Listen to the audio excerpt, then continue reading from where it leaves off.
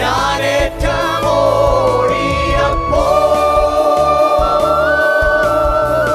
നീ എന്നെ തേടി വന്നു. പരിശുദ്ധ സ്നേഹത്താൽ കരം മുറുകെ പിടിച്ചു.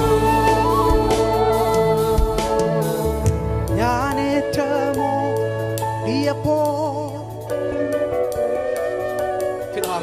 നീ എന്നെ തേടി വന്നു.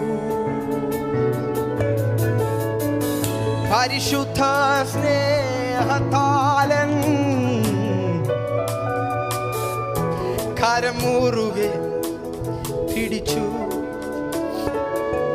എത്ര പേര് ദൈവസന്നിധിയിൽ എത്ര പേർക്ക് പറയാൻ പറ്റും നമ്മൾ എത്ര തവണ ദൈവത്തെ അറിഞ്ഞിട്ട് ഓടിപ്പോയി?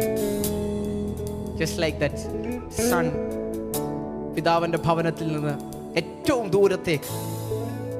അവിടെ ഇംഗ്ലീഷിൽ എഴുതിയിരിക്കുന്നത് he went of two A far country. ദൂരെ ഒരു സ്ഥലത്തേക്ക് ഓടി. അതായത് ഇനി ഈ ഭവനത്തിൽ ഞാൻ നിൽക്കുന്ന പ്രശ്നമില്ല, ഇതെല്ലാം മടുത്തു, ഈ പാട്ടും ആരാധനയും പ്രാർത്ഥന എല്ലാം എനിക്ക് മടുത്തു, ഞാൻ പോവാണ്. അങ്ങനെ പോയ ആരെങ്കിലും ഉണ്ടോ? എല്ലാവരുടെയും മുഖമൊക്കെ കണ്ടിട്ട് തോന്നുന്നു ഞാൻ മാത്രമേ ഉള്ളൂ. നമ്മളെല്ലാവരും ഓടിപ്പോയതാ പല തവണ. പക്ഷേ പിതാവ് തൻ്റെ സ്നേഹത്താൽ നമ്മളെ മടക്കി പിടിച്ചു, തിരിച്ചു പിടിച്ചു. നമുക്ക് എന്തെങ്കിലും പുകഴാനുണ്ടോ? നമ്മുടെ ആരാധനയുടെ കൂടുതൽ കൊണ്ടോ പ്രാർത്ഥനയുടെ ബലം കൊണ്ടോ ഒന്നും അല്ല. ഇന്ന് പകൽ തുടങ്ങിയപ്പം പൗലോസ് നമ്മളോട് പറഞ്ഞ ഭാഗം ഞാൻ പറഞ്ഞു.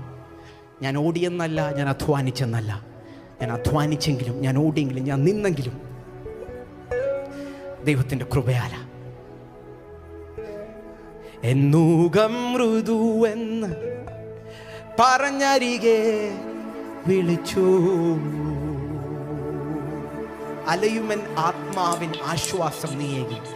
അലയുമൻ ആത്മാവിൻ ആശ്വാസം നീ ഏകി.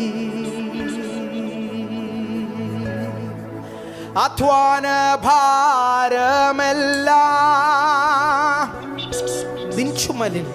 നിൻ ചുമലിൽ ഏറ്റു. എന്നാവു വരണ്ടപ്പോ